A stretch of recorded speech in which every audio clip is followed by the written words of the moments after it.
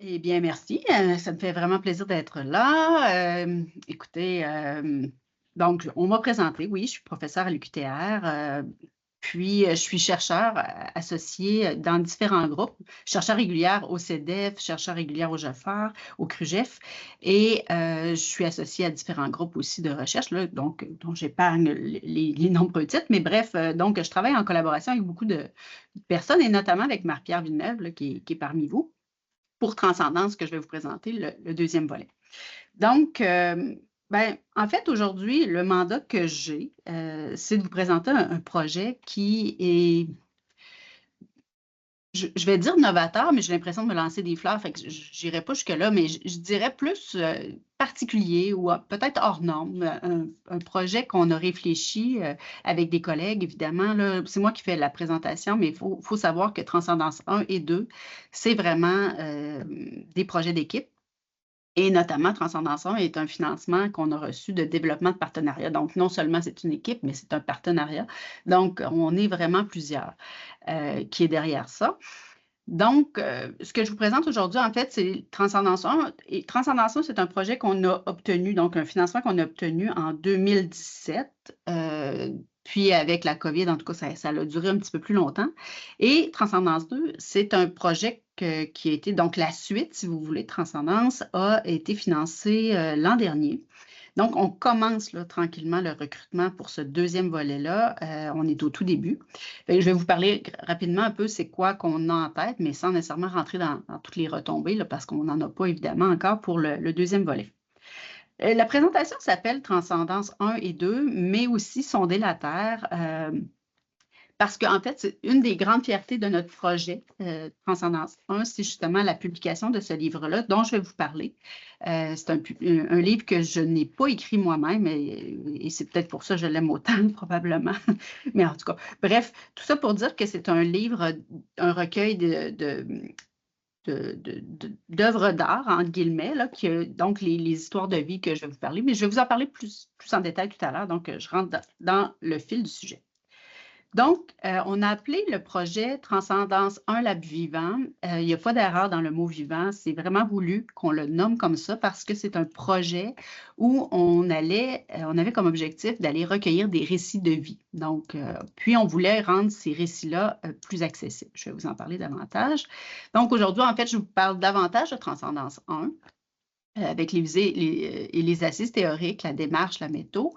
La démarche artistique, donc avec Sonder la Terre, là, dont je viens de vous parler, et on va aborder rapidement Transcendance 2. À tout moment, là, c'est sûr que je comprends aussi que ce n'est pas super facile là, de couper la présentation là, pour ceux qui sont à distance, mais si vous avez des questions, là, à tout moment, vous pouvez m'arrêter, là, ça ne me gêne pas du tout. Donc, Transcendance, un lab vivant, c'est quoi exactement le Transcendance 1? Donc, c'est un projet de recherche, comme je disais, en partenariat qui a été financé par le CRSH. On avait plusieurs partenaires en passant, là, je ne les ai pas tous nommés ici, je vais les nommer sur la diapo qui suit, mais on avait vraiment beaucoup de personnes et d'organismes qui étaient associés à ce projet-là. Le mot transcendance a été choisi, ce n'est pas par hasard, ce n'est pas juste pour faire beau. Pour nous, il renvoyait à 4 idées principales. La première était vraiment de dépasser, donc d'aller plus loin que nos silos de connaissances, donc la fragmentation des connaissances sur le devenir des jeunes vulnérables. Donc, mes projets de recherche, là, je l'aurais dû le dire d'entrée de jeu, mais je le dis maintenant, l'essence de mes projets de recherche porte sur les jeunes en transition. Les jeunes qui sont en particulier en situation de vulnérabilité, la vulnérabilité étant très différente d'un point de vue ou d'un autre, là, mais donc la vulnérabilité subjective, mais aussi d'un point de vue objectif. Donc, depuis les dernières années, je m'intéresse beaucoup, par exemple, aux jeunes qui transitent à la vie adulte, mais à l'issue, en sortant des centres jeunesse. Donc, ça, c'est plus ma population sur laquelle j'ai travaillé dans les dernières années. Mais de façon générale, l'ensemble de mes travaux depuis le début de ma carrière, c'est vraiment sur les jeunes en transition. Donc, oui, transcendance, ça voulait dire dépasser la fragmentation des connaissances. Donc, on sait beaucoup de choses sur les jeunes en transition, de plus en plus depuis les années 2000, mais c'est assez fragmenté, assez cloisonné dans des expertises. ultimement, malheureusement, je ne peux pas vous dire qu'on est vraiment arrivé à cet objectif-là, mais transcender, le mot transcendance était également utilisé parce qu'on voulait, à travers l'utilisation du récit de vie, que les jeunes qui participent à notre projet puissent en quelque sorte transcender leur vision parfois, on a une vision assez, comment je pourrais dire, réduite de notre vie. Donc, on voulait qu'ils soient en mesure de pouvoir transcender un peu la vision globale de leur vie pour envisager un projet de vie signifiant. Bon, puis je vais vous expliquer parmi les écueils du projet Transcendance 1, ça fait partie des choses qu'on n'a pas pu mesurer, voir si effectivement, à long terme ou à moyen terme, il y avait eu un effet de participation à Transcendance. Et on voulait aussi, en fait, au-delà de décloisonner les expertises des chercheurs qui étaient associés, on voulait aussi transcender en quelque sorte le milieu universitaire par un projet qui allait mobiliser les connaissances vraiment au-delà de ce qu'on fait habituellement. Bon, je ne suis pas la première à mobiliser les connaissances pour les rendre plus accessibles au grand public, mais nous, on voulait vraiment transcender, mais de façon artistique. Donc, on avait vraiment un volet artistique dans notre projet initial. Et étonnamment, je dois vous dire, ça a été financé. Donc, on était assez surpris quand même de recevoir le financement pour ça, parce que c'était un projet un petit peu flyé au début, mais on l'a reçu. Donc, bref, on voulait vraiment, le mot transcendance signifiait beaucoup pour ce projet-là et on voulait en fait utiliser les récits de vie pour créer une banque en fait de récits qui pouvait et qui peut encore être utilisé par différents chercheurs, même des organismes dans certains cas, pour en apprendre davantage sur certains types de problématiques, certains types d'enjeux, certains types de cheminement, trajectoire, etc. Voilà pour le mot transcendance. Donc, l'équipe, donc on était plusieurs chercheuses dans le premier volet, donc seulement des femmes. C'est pas nécessairement voulu, là, c'est quelque chose qui est arrivé. Donc, voici les noms, en fait, là, Chantal Plourde, Isabelle Dufault, Marie-Claude Richard, Aude Villatte, Georgia Bracas, Annie Fontaine. On avait donc l'Université Laval avec nous. On avait des chercheurs de l'UQO à l'époque. Aude était là. Et comme professionnelle, Marie-Christine, qui a été vraiment partie prenante vraiment de ce projet-là très, très étroitement. Et comme partenaire, on avait Point de rue, on avait le CIUS, Capital National, Squat Basseville, la Coop des Affranchis, le RIC, le QRP. Donc, on avait quand même plusieurs partenaires communautaires et le CIUS aussi également comme partenaire qui nous a permis vraiment de mobiliser assez rapidement les connaissances. Donc, sur quoi repose en fait Transcendance? Bien, essentiellement, je vous ai dit que moi, comme chercheuse, je m'intéresse à la transition à la vie adulte. Oui, c'est vrai, mais avec un certain penchant, je vous dirais, pour la construction identitaire. Donc, l'identité, comment l'identité se développe, comment les jeunes se perçoivent, tout ça. Je pourrais vous parler pourquoi j'en suis arrivée là, mais peut-être ça dépasse les besoins, mais pour faire ça très rapidement, en fait, c'est qu'au début de ma carrière, j'avais utilisé des devis très quantitatifs, lapsus, pour mesurer l'identité. Et je me suis rendu compte au fil du temps que c'est comme si je mesurais l'identité, ça me donnait des scores, ça me donnait mais j'avais l'impression de ne pas mesurer vraiment l'identité. Donc, je n'avais pas l'impression que l'instrument me donnait l'essence de la personne. C'est ce qui m'a amené finalement à me tourner vers des méthodes plus qualitatives avec Transcendance, mais avec d'autres projets aussi avant. Et donc, les assises sur lesquelles repose Transcendance 1 et 2 d'ailleurs, entre autres, c'est vraiment sur l'approche narrative. L'approche narrative, en fait, c'est une approche qui a été exportée dans les sciences humaines. On parle souvent dans la littérature du narrative turn qui s'est passé davantage vers les années 70, 80, même 90, là, on le voit de plus en plus. Ça a été exporté vraiment des sciences humaines, notamment la littérature, pour vraiment imprégner les sciences sociales. Donc, ça, c'est vraiment l'assise fondamentale du projet. Et on associe habituellement cette approche-là, l'approche narrative, au paradigme constructiviste, interprétatif et aussi transformatif. Donc, c'est vraiment les approches paradigmatiques qui sont associées à cette approche-là. Toutefois, il y a certains auteurs qui disent qu'on pourrait même défendre l'idée qu'il existe un paradigme narratif avec son ontologie, son épistémologie, sa méthodologie qui lui est propre. Bon, je ne suis pas encore dans cette vision-là, mais quand même, donc ça demeure quand même une façon de faire, une façon de penser, une façon d'avoir un rapport avec la connaissance qui est différent de d'autres approches. Il existe aussi, puis là j'ai mis dans les trois cercles, tout un pan de la littérature qui porte actuellement sur la thérapie narrative, donc tu sais, pour des départements comme la psychoéducation, service social, bien c'est sûr que ça c'est intéressant parce que même si on ne parlera pas nécessairement de ça aujourd'hui, c'est assez intéressant de voir qu'il y a des assises cliniques qui sont très proches des assises théoriques et qui permettent en fait d'entrevoir assez rapidement ou assez facilement une exploitation, une exportation des méthodes et des résultats en intervention clinique. Donc, on est quand même collé à certaines interventions et encore une fois, c'est des choses que je n'aborderai pas, fait que j'ai l'impression de vous dire tout ce que je n'aborderai pas, mais on a utilisé la méthode narrative dans un essai, en fait, là, avec un organisme en prévention de la dépendance. Et ça a été assez intéressant comme résultat. J'en parlerai dans une autre présentation. Finalement, ben, le concept d'identité narrative, qui n'est pas si connu que ça, c'est aussi une assise centrale, je vous dirais, dans le projet. Le concept d'identité narrative, ça a été amené assez récemment, notamment par Paul Ricoeur, mais aussi plus près de nous physiquement, là, je vous dirais, c'est aux États-Unis par McAdams qui a repris ça vraiment, cette méthode-là, et cette façon de voir l'identité qui, finalement, se résume à dire que l'identité narrative, notre identité qui on est, c'est l'histoire essentiellement qu'on va se raconter à propos de nous-mêmes. Au cœur de ces trois sphères-là se trouve le récit de vie, qui en tout ou en partie va permettre d'accéder à la façon dont on va se raconter notre vie, notre identité. Et c'est le récit de vie qui aussi en partie, une certaine forme de récit de vie qui est utilisé en thérapie narrative. Bref, le récit de vie est au cœur de tout ça. On va pouvoir en parler davantage.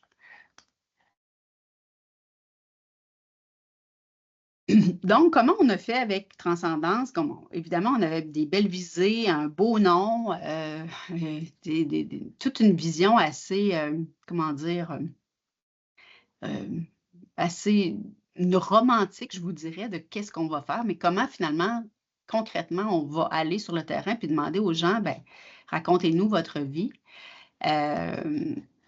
Oh, pardon, j'ai sauté. Donc, la première chose qu'on a fait, c'est qu'on a passé au recrutement, évidemment. Donc, il faut savoir que à l'époque, toutes les personnes que je consultais qui avaient fait des grosses recherches Cali me disaient, Julie, tu trouveras personne. Bon. Fait que là, on est parti avec cette idée-là, mais finalement, pour nous, ça n'a pas été un enjeu. Donc, dès le début du recrutement, on y allait avec vraiment une affiche assez simple qui disait, ben, ton histoire nous intéresse. Tu as vécu quelques difficultés puis tu as entre 18 et 30 ans, raconte-nous ton histoire dans le cadre d'une étude qui va porter sur la transition à la vie adulte. Donc, vraiment, on vendait ça comme étant, ben, tu sais, viens juste nous raconter ton histoire et ça a fonctionné très bien. Vous allez me dire, le 40 $ qu'on offrait devait fonctionner aussi. Oui, je vous dirais que pour faire cette étude-là, ça a été très, très gagnant d'avoir un montant. Pour moi, ce n'est pas excessif de donner une compensation de 40 $ pour le temps que les personnes nous accordaient. Donc, des fois, les entrevues duraient jusqu'à 3 heures de temps.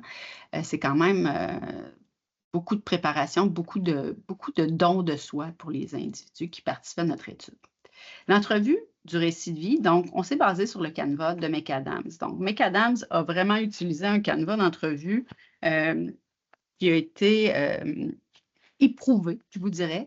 Ce n'est pas parfait, donc c'est clair que, comme vous savez, évidemment, probablement, aux États-Unis, dans plusieurs universités, participer à des recherches des profs, ça donne des crédits. Donc, on recrute souvent aux États-Unis au sein même des universités pour vraiment utiliser puis tester notre matériel. Bon, c'est pas partout, là, mais bref, donc c'est pour ça que c'est assez facile pour eux de publier avec des très grands échantillons. Nous, au Québec, l'éthique ne nous permettrait pas de faire ce genre de truc-là, puis avec raison, d'ailleurs. Donc, nous, on a un petit peu twisté, je vous dirais, l'entrevue initiale de McAdams pour vraiment la rendre plus accessible et avec des termes qui correspondaient mieux aux jeunes qu'on allait rencontrer, aux jeunes adultes. Avant de rencontrer, bon, donc là, on avait le recrutement, les gens nous donnaient leur nom et on leur envoyait par courriel une ligne du temps. Avec la ligne du temps fictive ici, là, avec une espèce d'exemple que je vous montre ici, où on demandait finalement à la personne, ben, écoute, on veut que tu penses à ta vie, puis dans notre entrevue, on va te poser des questions sur ta vie. Mais on va essentiellement te demander de nous raconter ta vie en chapitres. Tu peux donner le nombre de chapitres que tu veux à ta vie. L'important, c'est de donner un titre à chacun des chapitres et nous dire un peu pourquoi tu es passé du chapitre 1 au chapitre 2, chapitre 2 au chapitre 3, etc. Et ainsi de suite, évidemment.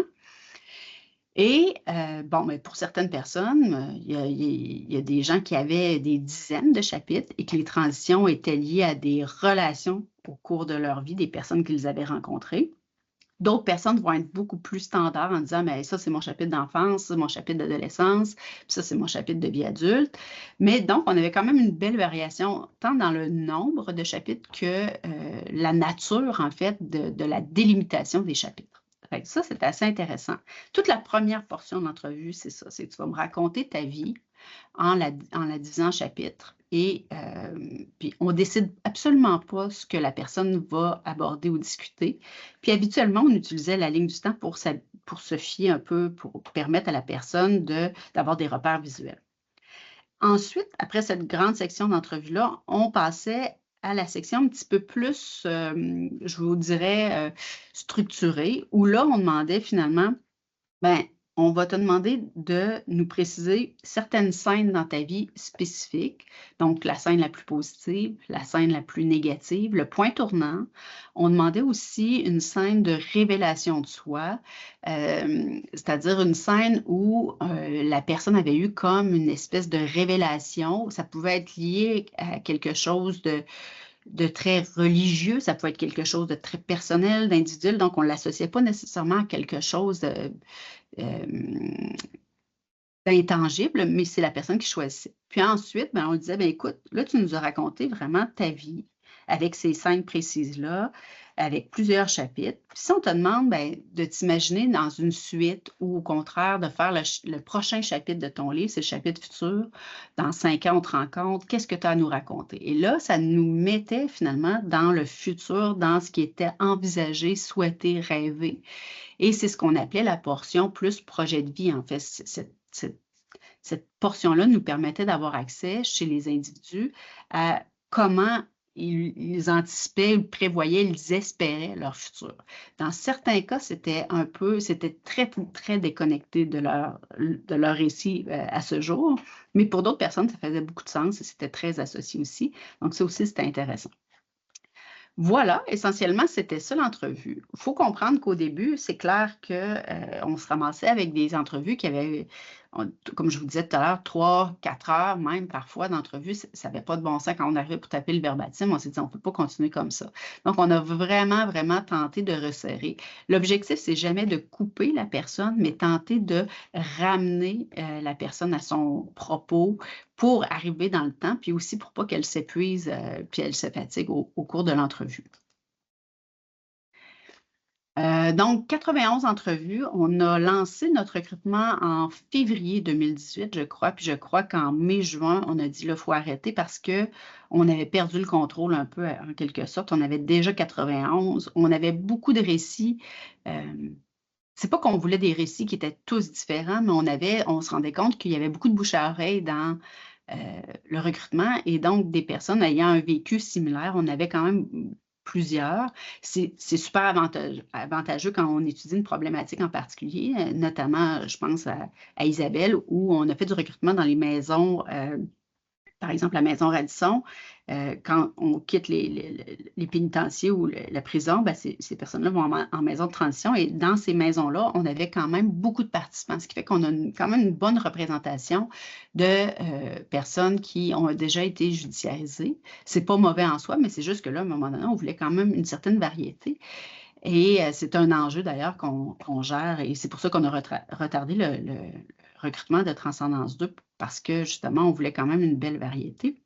Donc, on a été un peu surpris, dépassé même, je vous dirais, par le fait que ça soit aussi populaire, mais en même temps ravis parce que bon, on est content quand même d'atteindre nos objectifs. Bref, c'est clair que dans ce projet de recherche-là, aujourd'hui, je ne vous présente pas des résultats très concrets. Il y a vraiment plusieurs contributions qui ont été possibles à travers l'utilisation des données. Je vais vous en nommer quelques-uns, mais bon, simplement, on estime en fait qu'il y a plus d'une quarantaine de productions, que ce soit des présentations, des articles, des essais qui ont émané à ce jour de Transcendance 1. Puis, on a 11 étudiants qui ont utilisé les données pour leurs travaux de maîtrise ou de doctorat, et ça se poursuit encore. Donc, présentement, moi, j'ai une étudiante de doctorat qui s'intéresse aux récits de jeunes qui ont un vécu en protection de la jeunesse. Donc, dans notre échantillon, on a 31 jeunes qui ont un vécu en protection de la jeunesse. Et donc, on a quand même plusieurs étudiants qui sont intéressés à ce vécu-là. On a plusieurs individus qui ont été judiciarisés. On a quand même quelques individus qui ont vécu en situation d'itinérance. Donc, je vous dirais peut-être une dizaine. On a une étudiante aussi qui a fait sa maîtrise sur ces récits-là précisément. Bref, on a quand même une bonne variété d'enjeux. Encore une fois, je ne sais pas si vous... rapidement, je peux revenir en arrière, mais en ayant un recrutement aussi large que celui-ci, en disant, tu as vécu des difficultés, c'est clair que la vulnérabilité qu'on attendait, elle était très subjective.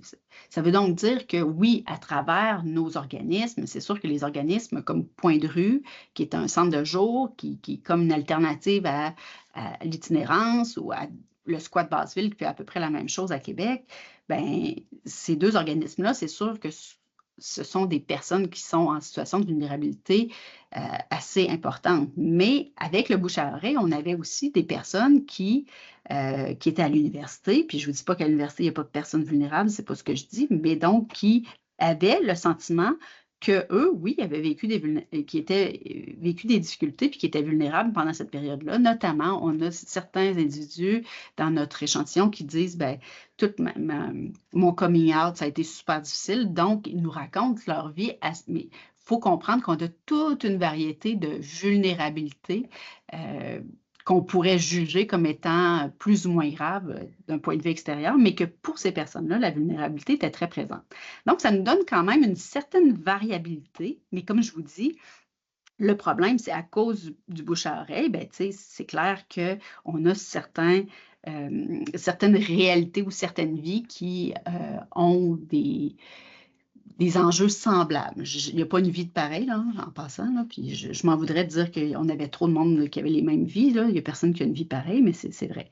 Donc, en ayant cette façon de recruter-là, c'est clair qu'on identifie les difficultés a posteriori. Donc, de vous dire qu'on a 31 jeunes qui ont passé par la protection de la jeunesse, c'est vraiment en lisant le verbatim, en tapant le verbatim, qu'on s'est rendu compte, en écoutant l'entrevue, tu as été placé, on le met dans cette catégorie-là a posteriori. Mais dans notre recrutement, on n'a pas dit, nous, on veut au moins 30 jeunes qui ont été en protection de la jeunesse. Donc, c'est vraiment important de comprendre que le regroupement qu'on a fait de ces individus-là, outre l'organisme avec lequel ils transigeaient, c'est aussi en lisant et en écoutant leur récit. L'autre aspect qui est aussi intéressant, c'est de savoir que, on a des participants à l'université qui nous racontent leur vie, puis qui sont en protection de la jeunesse et qui ont aussi un passé de judiciarisation. C'est-à-dire que les catégories ne sont pas mutuellement exclusives, évidemment. Et ça amène d'autres enjeux que je vais vous parler. Donc, je reviens aux résultats. Donc, il y a vraiment beaucoup de personnes qui ont exploité les données, notamment les chercheurs associés. Si je pense à Isabelle Fortin-Dufour, elle a travaillé beaucoup sur le désistement, donc comment les gens racontaient leur vie, les personnes qui se sont désistées du crime.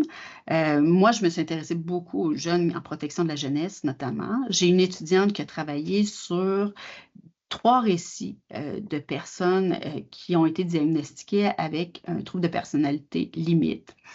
Et elle a fait vraiment des études de cas très, très poussées, donc vraiment 3 verbatims, mais exploités vraiment en profondeur. Qu'est-ce que j'ai d'autre? Donc, je vous parlais de Mathilde qui avait travaillé sur les personnes en situation d'itinérance. On a aussi des personnes qui travaillent sur le trouble alimentaire. On a 4 récits de vie, 4 ou 5 récits de vie qui portent, où les personnes vont parler du trouble alimentaire. Et c'est assez intéressant. Puis là, je vais vous le dire tout de suite parce que je n'ai peur de l'oublier, mais juste quand je pense au trouble alimentaire, ce qui me vient en tête, c'est que dans les récits de vie, bon, les 4 personnes, de façon, quand on écoute leur récit, ils ont toutes été hospitalisées en raison de troubles alimentaires sévères à un point ou l'autre de leur vie. Et donc, on peut penser que le trouble alimentaire est une réalité. C'est rare qu'on est hospitalisé quand il n'y a pas d'un trouble réel. Et une des personnes, entre autres, a vraiment fabriqué son récit. Même ses chapitres sont divisés en fonction des épisodes liés à son anorexie.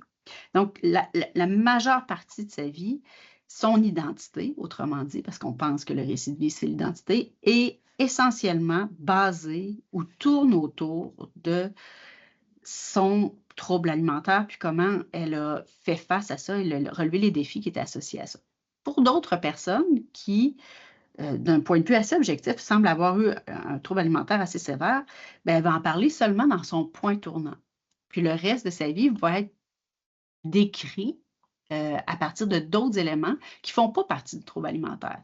Donc ça m'a amené aussi à me dire, mais crime, c'est assez intéressant de voir que pour le même trouble, on pourrait penser qu'on va utiliser à peu près la même intervention, mais c'est peut-être intéressant de voir la place que ça prend dans la vie des gens pour justement ajuster l'intervention en fonction de ça. Je lance ça comme ça, là, ça fait pas... Mais ça fait partie des résultats, en fait, qu'on a reçus.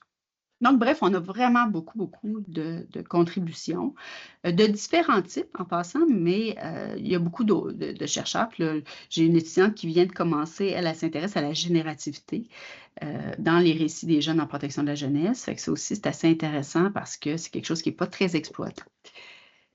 Donc, on peut vraiment, même pour les mêmes récits, je pense que chacun des récits pourrait être exploité de façon différente par 10 chercheurs différents et c'est ça qui fait la richesse du lab vivant, en fait, c'est que ces vies-là demeurent fort intéressantes aujourd'hui parce qu'il y a certains enjeux qu'on n'a pas adressés en regardant avec un certaine loupe que d'autres chercheurs pourraient être intéressés à regarder, donc c'est assez riche. Donc, oui, beaucoup de contributions. Je pourrais, là, je ne les ai pas mis dans mais je pourrais vous donner quelques références là, qui ont été écrites à partir de ça. Il y a beaucoup de choses qui peuvent être faites avec les récits de vie. L'analyse du processus. Donc, je vous ai dit qu'on était un peu pris de court par la rapidité du recueil de données. Donc, 91 récits de vie, c'est énormément de données. Quand j'ai présenté la dernière fois là-dessus, quelqu'un m'a dit, mais pourquoi vous avez pris un devis quantitatif pour faire une étude qualitative? Parce que la personne me disait, mais 91, ça correspond quasiment à un devis quantitatif. Bien, l'objectif, c'était pas ça du tout. L'objectif, c'était d'avoir, oui, un nombre assez consistant de récits de vie, mais c'était pas d'en faire un échantillon quanti, c'était vraiment d'en avoir le plus possible. Le problème avec le plus de données possible, c'est que moi, j'ai un grand souci, en fait, de rendre justice, en fait, à tous les récits. Donc, c'est sûr que les récits des jeunes en protection de la jeunesse ont été très, très exploités.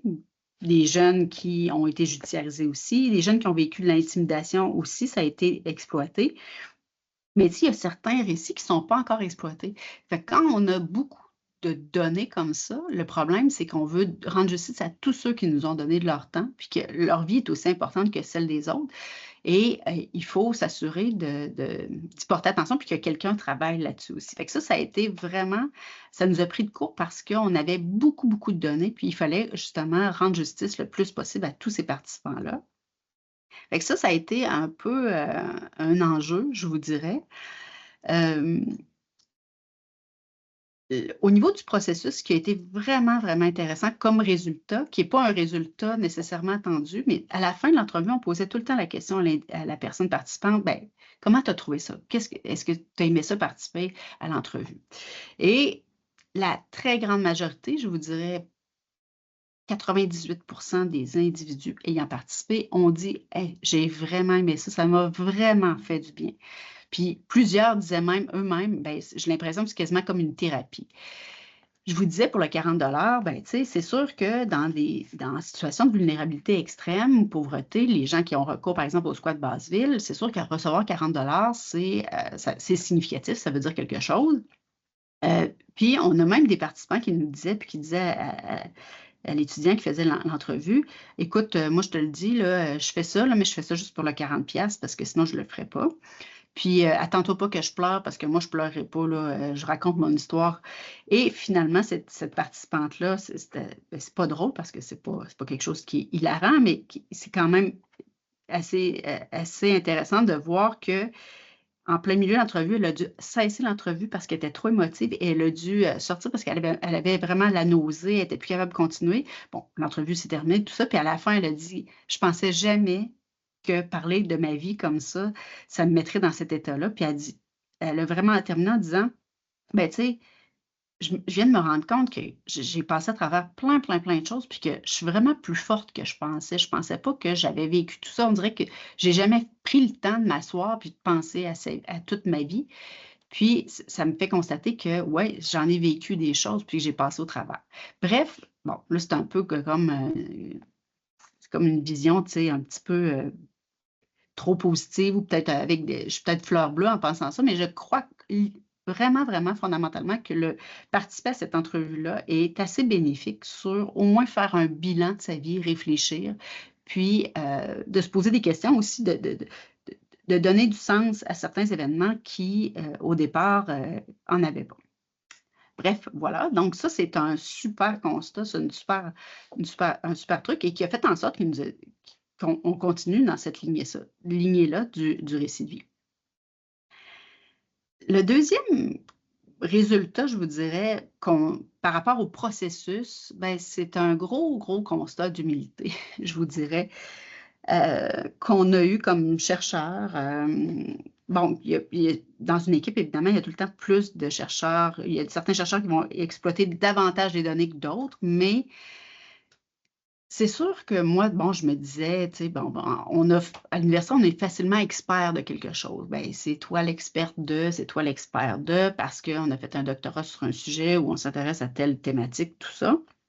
Puis ce qui est assez intéressant avec les récits de vie, c'est qu'on se rend compte qu'on ne peut pas étudier une réalité, un phénomène, une problématique, que ce soit le désistement du crime, que ce soit la parentalité précoce, que ce soit avoir passé par la protection de la jeunesse, sans prendre en compte les autres enjeux. De dire qu'on s'intéresse au désistement du crime, mais qu'on ne s'intéresse pas à la vie des gens ou qu'on ne s'intéresse pas à son passage en protection de la jeunesse, qu'on ne s'intéresse pas au fait qu'il ait été intimidé.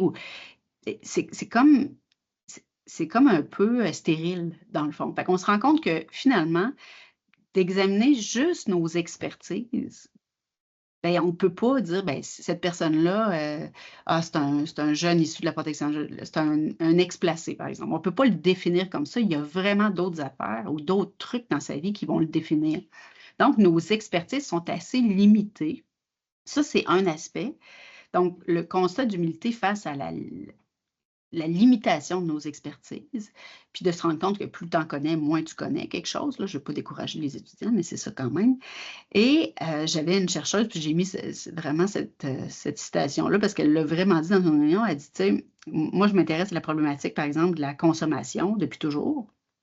Puis, j'ai toujours étudié d'une certaine façon, puis je me rends compte qu'avec les récits de vie, je conduis un kart, mais sur une piste de Formule 1. C'est qu'il y a vraiment, vraiment d'autres choses. C'est vraiment inscrit dans quelque chose de beaucoup plus complexe, beaucoup plus... Donc, prendre la consommation de façon isolée, c'est comme nier tout le reste. Puis au même titre que, puis je suis la première à dire, ben moi, je m'intéressais à plein de thématiques, mais la conso, c'est quelque chose que j'ai toujours dit, ah non, moi, la conso, ça ne m'intéresse pas, la dépendance, plus ou moins, j'essaie de l'éviter. Mais on ne peut pas s'intéresser aux histoires sans s'intéresser à la conso, parce que dans la 91 récits, il y en a peut-être 75 que les personnes ont des enjeux de dépendance importants qui viennent jouer sur tous les autres aspects de leur vie. Donc, c'est comme si on ne peut pas prendre une problématique puis l'isoler des autres. Tout est dépendant, tout est lié avec les autres aspects de leur vie. Bref, on a vraiment, comme pour citer une autre de mes collègues, vraiment frappé notre Waterloo, comme on dirait. On est vraiment arrivé, puis on s'est dit, bon, mais par quel bout qu'on prend ça? Puis comment on fait pour justement s'intéresser aux vies, rendre justice, puis aller au-delà de simplement analyser les épisodes de placement, par exemple. C'est tout ça, en fait, qui a amené un questionnement. Et en soi, moi, je trouve que ce constat d'humilité-là, c'est un résultat important aussi de comprendre les limites de notre savoir, de notre expertise. Bien, c'est super riche pour la suite d'une carrière ou même le début. Voilà. Donc là, je parle beaucoup de ça, mais c'est bon. Et finalement, ben, on a évidemment utilisé, comme un autre résultat, on a utilisé la recherche pour inspirer l'art. C'est-à-dire qu'avec un de nos partenaires, Point de rue, puis la Coop des affranchis, ces gens-là ont utilisé certains des récits pour en faire une œuvre. Donc, un collectif d'artistes s'est penché sur, excusez-moi, là, OK, s'est penché sur certains des récits pour les transformer. Donc, un récit devient une œuvre. Et dans ce volume-là, ce qui est intéressant, c'est qu'au début, on a toute une partie plus théorique. Je vais passer tout de suite à l'autre. Une partie beaucoup plus théorique qui parle de l'identité narrative, puis les concepts d'agentivité, les concepts qui sont associés aux notions d'identité narrative. Puis, on a des extraits de verbatim qui ont été choisis par l'équipe de recherche et qui ont été dissimulés un peu partout dans le texte. Puis, on a aussi certains concepts clés. Mais au-delà de ça, on a quand même beaucoup, beaucoup d'œuvres. Notamment, on a un rap qui a été écrit. Il y a même une participante qui a dit, ben moi, je veux participer au collectif d'artistes. Donc, moi, je vais prendre mon récit, puis je vais le transformer en chanson et enregistrer une chanson. Donc, c'est super intéressant. Mais on a notamment de la nouvelle, on a des photographies, des illustrations, on a de tout dans ce collectif-là. Et c'est vraiment, vraiment assez intéressant. En tout cas, je trouve, là, de regarder ce texte. Mais en fait, c'est parce que ça fait probablement très différent de ce qu'on fait habituellement. Puis pour moi, ça a été super riche. Je vous en mets un extrait ici où on a un extrait de verbatim qui a inspiré une illustration d'une artiste. Puis l'extrait dit, ben ça, c'est un homme qui a perdu ultimement, malheureusement, la garde de son enfant, mais il nous montre jusqu'à quel point cet événement-là a changé sa vie. Puis il dit, ben, quand j'ai eu mon fils à l'hôpital, dans mes bras, j'ai eu le contact peau à peau avec mon fils. J'ai été chanceux, la pouponnière était vide, ils m'ont mis mon gars sur le chest. Mon gars s'est endormi parce qu'il pleurait dans la machine. Et il était prématuré. Quand on me l'a mis sur le chest, il s'est endormi, je suis partie à pleurer. Ma vie a redémarré. J'ai comme eu un autre souffle. On m'a comme dit, j'ai besoin de toi. Donc, on a quelque chose de, un extrait qui, dans un verbatim, est un tout petit extrait d'une trentaine de pages, mais cet artiste-là a réussi à en faire quelque chose que j'ai trouvé super intéressant. Donc, oui, son délateur, c'est vraiment quelque chose qui, moi, je trouve, a bonifié beaucoup le projet. C'est quelque chose aussi qu'on utilise, qui a été utilisé notamment dans un cours, qui est utilisé aussi en centre jeunesse. Je sais qu'ils l'utilisent, certains intervenants vont l'utiliser avec les jeunes pour dire, ben, tu sais, voici ce que ça signifie, puis donner un sens, finalement, aux histoires, aux épisodes plus difficiles de vie des jeunes. Bref, il y a plusieurs personnes qui l'ont utilisé dans différentes sphères. Donc ça, c'est une grande retombée, à mon avis. Je pourrais vous en parler davantage si vous avez des questions. Je veux terminer, en fait, bon, pas terminer tout de suite, là, mais quand même passer un petit peu de temps sur Transcendance 2, qui est un projet, en fait, évidemment, qui n'est pas collé directement sur Transcendance 1, mais qui a été vraiment assez inspiré. Donc, ce qu'on veut faire dans Transcendance 2, puis qui se nomme identité. Ici, c'est un développement, c'est pas un développement de savoir, c'est un savoir qu'on a obtenu, où les co-chercheurs sont nommés ici, avec Marie-Pierre qui est à l'Université de Sherbrooke et au Grise avec vous. On s'est intéressé à vraiment se pencher davantage sur la stigmatisation. Donc, dans le premier volet de transcendance, on s'est concentré vraiment sur la façon dont les individus vont construire leur identité. Puis, on a analysé cette façon de faire-là, mais jamais, à aucun moment, on est revenu avec eux, puis on a dit, écoute, voici nous, comment on a analysé ton récit, le sens qu'on y a donné. Est-ce que tu es d'accord avec ça? Donc, ça, c'est un gros écueil, une grosse limite de notre transcendance 1 parce qu'on a interprété, plusieurs personnes ont interprété les récits de façon différente. Mais on n'est jamais retourné avec la personne pour dire est-ce que ça fait du sens qu'on a trouvé, ce qu'on dit à propos de toi? Et c'est vraiment cet écueil-là que moi, je voulais vraiment adresser pour Transcendance 2. L'autre aspect aussi, c'est qu'on a vu à travers Transcendance 1 que la plupart des personnes vivaient avec certaines formes de stigmatisation, d'étiquetage et une forme, dans certains cas, de la honte qui est associée à ces étiquettes-là. Et donc, on s'est dit, ben, crime, moi, je veux vraiment, on voulait vraiment savoir un peu comment les individus qui ont une et surtout plusieurs étiquettes stigmatisantes donnent un sens à ces étiquettes-là dans leur interprétation, dans leur vision d'eux-mêmes. Donc, c'est vraiment à travers cette lunette-là qu'on va s'intéresser dans Transcendance 2, encore une fois en utilisant le récit de vie, mais en utilisant 2 entrevues. Donc, dans un premier temps, on va recueillir le récit de vie et dans un deuxième temps, on va aller valider la vision qu'on a du récit de vie. Donc, on va faire un résumé, ce qu'on appelle un résumé phénoménologique avec une vision un peu de comment on comprend leur récit, les enjeux que les personnes ont vécu. On va valider avec eux si ça fait du sens, qu'est-ce qui changerait ces interprétations-là. Et ensuite, on regarde avec eux les différentes identités, puis comment ces identités-là sociales ou ces étiquettes-là qu'ils ont, qu'elles soient positives ou négatives, comment ils transigent avec ça, puis comment c'est associé, c'est proche de leur identité propre ou c'est vraiment une étiquette qui est donnée par la société et comment ils font sens de ça. Donc, ça, c'est vraiment dans la deuxième entrevue qu'on va aller vraiment plus cerner cette façon de faire les choses là, par les individus eux-mêmes. Donc, c'est un cadre théorique un petit peu plus complexe, je vous dirais, là, dans Transcendance 2, où là, on va avoir plusieurs assises théoriques. On a toujours l'identité narrative qui est au cœur, donc je ne reviendrai pas là-dessus. On a la notion de narratif dominant puis alternatif. Les narratifs dominants et alternatifs, c'est l'idée selon laquelle, même si on est l'histoire qu'on se raconte à propos de nous-mêmes, notre histoire va être modulée en fonction des attentes sociétales. Donc, par exemple, pour une femme, le rôle de mère, c'est très valorisé. Donc, on va avoir tendance, quand on raconte notre vie, de donner beaucoup de temps à notre rôle de mère, à notre identité sociale de mère. C'est un exemple. Et pour les personnes qui ont un vécu stigmatisé, ces personnes-là, souvent, ont eu à ou par défaut vont se construire un narratif alternatif qui va dévier des normes sociales.